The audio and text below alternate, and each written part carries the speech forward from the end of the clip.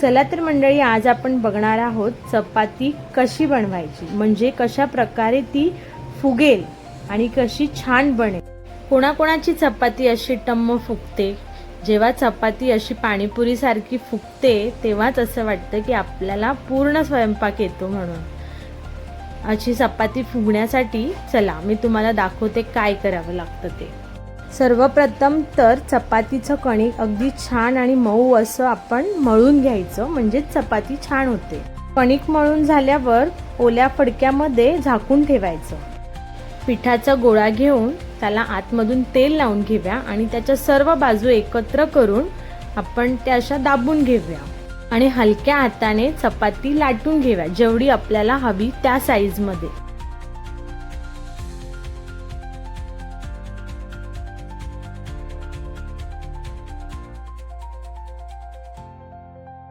चपाती लाटून झाल्यावर तव्यावर टाकूया।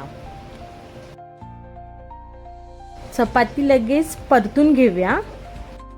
चपातीची एक बाजू पहिली चांगली शेकून घेऊया आणि मग दुसऱ्या बाजूला चपाती परतूया, तरच आपली चपाती अशी छान फुगेल आणि खायलाही मऊ आणि लुसलुशीत अशी असेल। बघा किती छान चपाती फुगली आहे। काही लोक राग आल्यावर असेच टम्म फुगतात बरं का।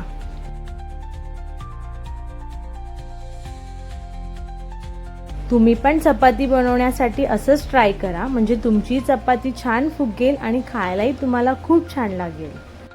व्हिडिओ आवडला असेल तर व्हिडिओला लाईक करा आणि चॅनलला फॉलो आणि सबस्क्राईब करायला विसरू नका। बाय।